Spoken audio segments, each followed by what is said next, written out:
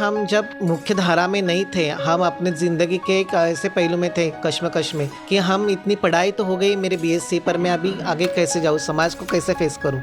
तब मेरी माँ ने खड़ा कर दिया, मेरी माँ ने बताया कि कुछ नहीं, तुम जैसे भी रहोगे हमारे साथ में रहोगे, हम एक्सेप्ट करते हैं। खाली हम अलग हैं ऐसे हम दिखा देंगे तो हम बहुत कमज़ोर थे। मैंने कभी अलग हूँ ऐसे मैंने सोचा ही नहीं। सब धर्म की ध्वजा लेके आगे जा रहे, तो हम पीछे क्यों रहे, क्योंकि हम तो ऊपर देवता में आते हैं। फिर भी हम मुख्य धारा से नहीं जुड़ पा रहे, क्योंकि हमने समाज हमारे हीनता से भावना से देख रहा है। पर जब हमने भगवा धारण किया, हम समाज में आए, अखाड़े में आए, तब लोगों की नज़रिया बदल गया और हमसे स्नेह प्रति प्यार बढ़ गया। नमस्कार, मैं अंजलि और आप देख रहे हैं द इंडियन स्टोरीज।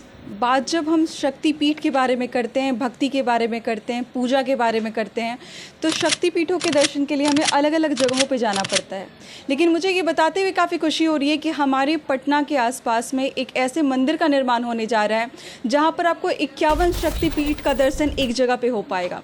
जो कि मेरे हाथ पे ये एक स्लिप देख सकते हैं जिस पर लिखा हुआ है 51 शक्तिपीठ मिशन, जिसके लिए डॉक्टर नंदा हरिद्वार से चलकर हमारे साथ मौजूद है, हमारे पास आई हुई हैं। सबसे पहले बहुत बहुत स्वागत है हमारे चैनल पे आपका। जय श्री महाकाल, धन्यवाद। आपने यहाँ पे मुझे आमंत्रित करके बहुत ही प्यार भरा सब मिल रहे सब लोग, तो हमें बहुत खुशी हो रही है। प्रश्नों पर जाने से पहले मैं आपके बारे में जानना चाहूँगी, लोगों को बताना चाहूँगी, आपकी जुबानी सुनाना चाहूँगी कि आप कौन हैं, कहाँ से आई हैं और आपका परिचय क्या है।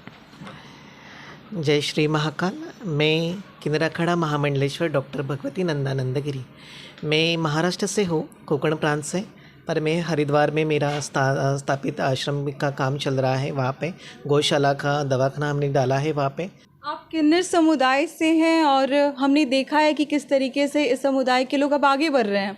आप अगर शिक्षा के बारे में बात करें तो वो आगे बढ़ रहे हैं, अलग अलग व्यवसाय में वो आगे बढ़ रहे हैं, लेकिन धर्म के प्रति मैंने आज तक रुझान ज़्यादा लोगों का नहीं देखा है या फिर आगे बढ़ते हुए नहीं देखा है। मैं जानना चाहूँगी कि आपका रुझान कैसा है, या फिर आप इस जो आप कहती हैं किन्नर अखाड़े से आप आती हैं, तो इस अखाड़े के बारे में ज़रा सा मुझे बताइए, या फिर जो लोग देख रहे हैं आपको उनको बताइए।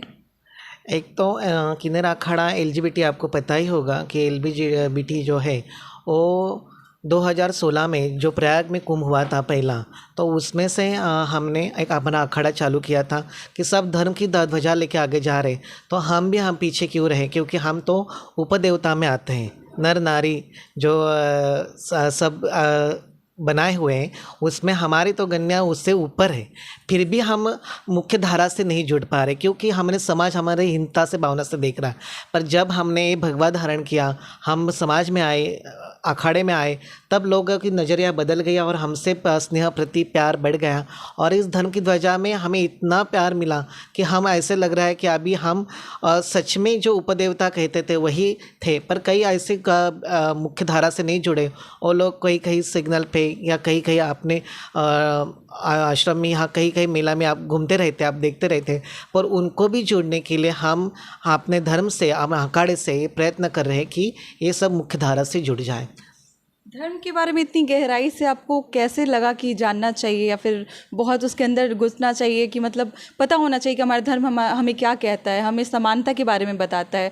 जो दुनिया हमें सबसे अलग मानती है क्योंकि मेल और फीमेल के बाद वो नहीं जानती है कि कुछ और भी होता है, या फिर एक्सेप्ट नहीं करना चाहती है।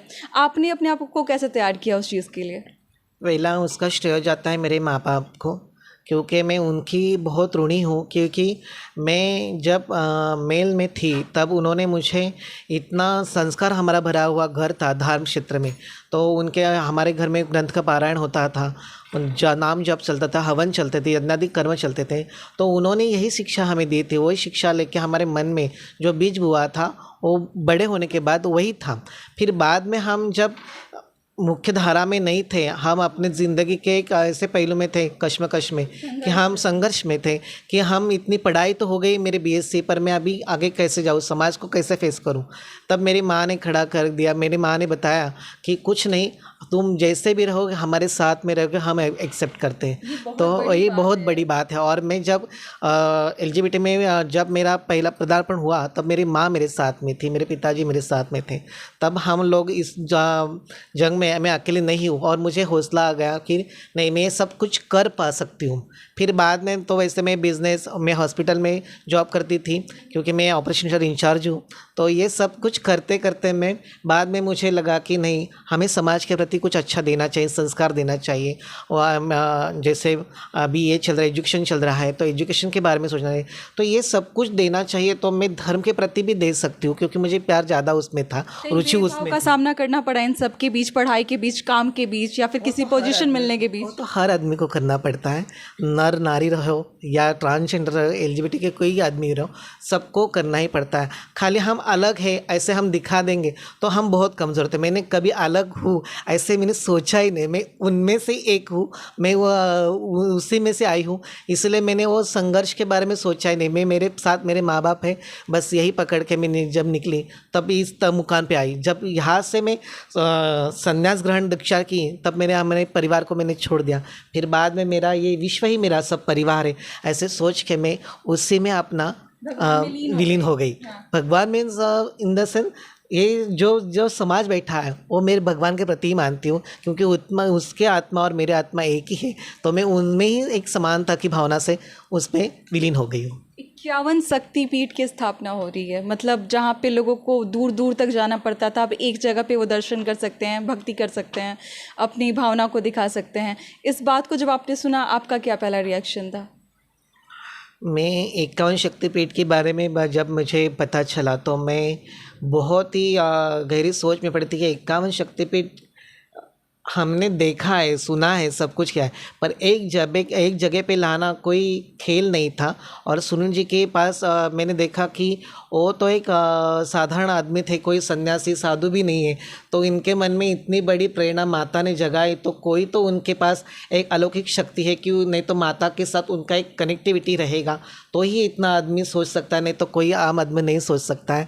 तो हमने उनके बारे में बहुत सोच के फिर उन्होंने हमें न्योता दिया कि आप यहाँ पटना में आ जाइए, और ये स्थापित जो नया बनने वाला है 51 शक्तिपीठ, उसमें आप जुड़ेंगे तो समाज और हमारे प्रति जो प्यार है वो आपको भी मिलेगा, और भगवान की यहाँ पे स्थापना जो हो जाएगी उसमें समाज को एक अलौकिक शक्ति का ज्ञात हो जाएगा। इस 51 शक्तिपीठ मिशन के लिए आप लोगों से क्या अपील करना चाहेंगी? किस तरीके से वो मदद करें, किस तरीके से आगे आकर इसमें सहयोग करें अपना?